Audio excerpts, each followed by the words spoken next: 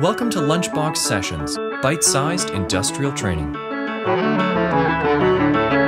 Hello, this is Carl from lunchboxsessions.com, and this will be a brief tutorial on charge pressure as it relates to closed-loop hydrostatic pumps.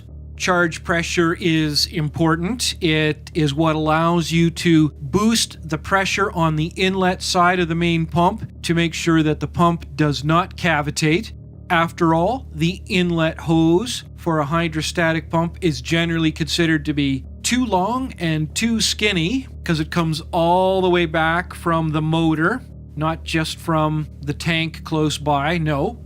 So keeping the inlet of a hydrostatic pump boosted, keeping that pressure boosted is important. That's one job that is carried out by the charge pump. And the other job the charge pump carries out is a replenishment function. It forces extra oil into the closed loop, which means that oil is also being forced out through the hot oil shuttle to head back to the tank for cooling. So the charge pump has an important job to perform. It's not uncommon on large industrial systems to have a separate gauge just keeping track of charge pressure so that an operator can inspect from time to time and make sure that things are normal.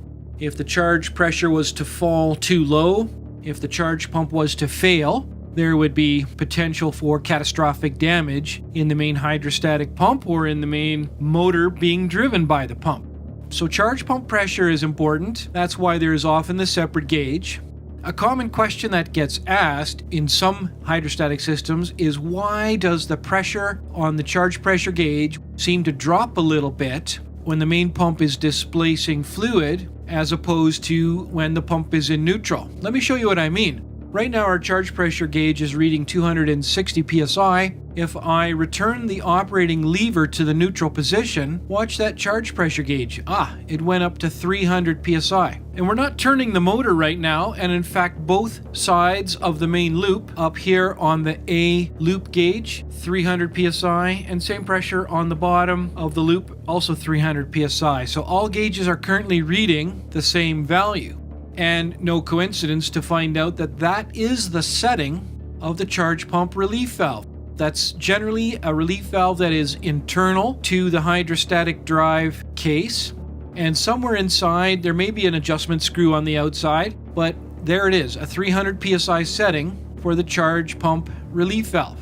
And the alternative terminology, replenishment pump, replenishment pressure, replenishment relief valve, is also valid. I'll just stick with charge pressure.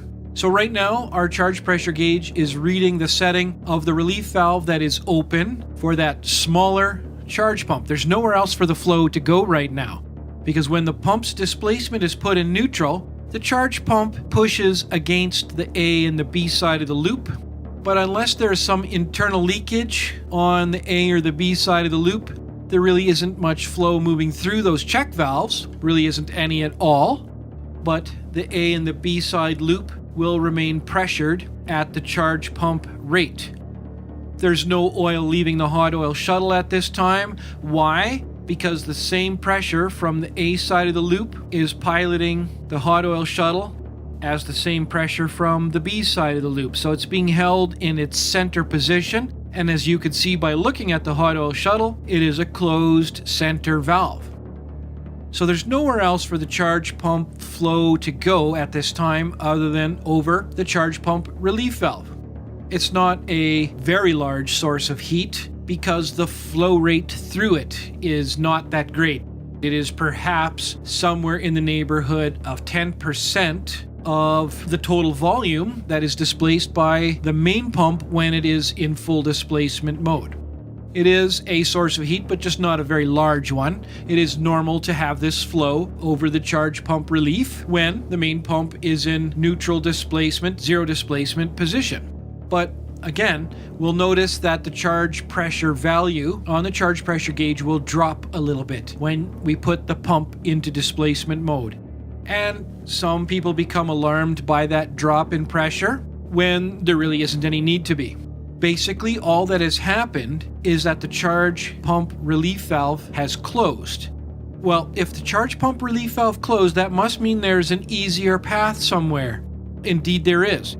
If we follow the charge pump flow and find out that is being used to replenish and charge the return side of the closed loop. That's normal.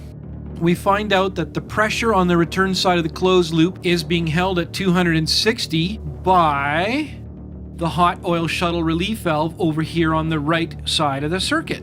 It's set to 260.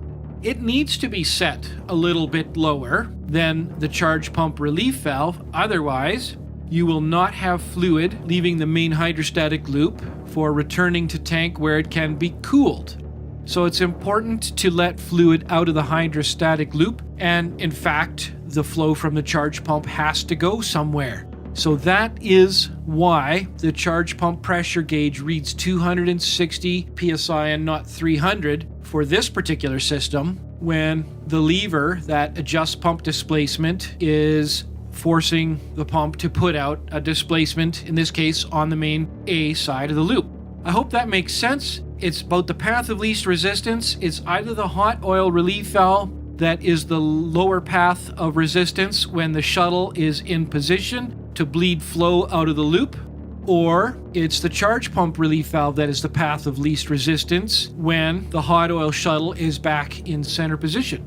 On some hydraulic systems, the difference between the charge pump relief and the hot oil shuttle relief may be much closer together yet. And so in some cases, it's not that noticeable on the charge pressure gauge. And so the operator doesn't notice it. But it is pretty normal to notice that needle on the charge pressure gauge to drop at least a tiny little bit when the pump is in drive. Hey, I hope you found that useful. Thanks for watching. We have hundreds of interactive resources like this live schematic, so you can try out your wild ideas without blowing anything up. Get started at lunchboxsessions.com.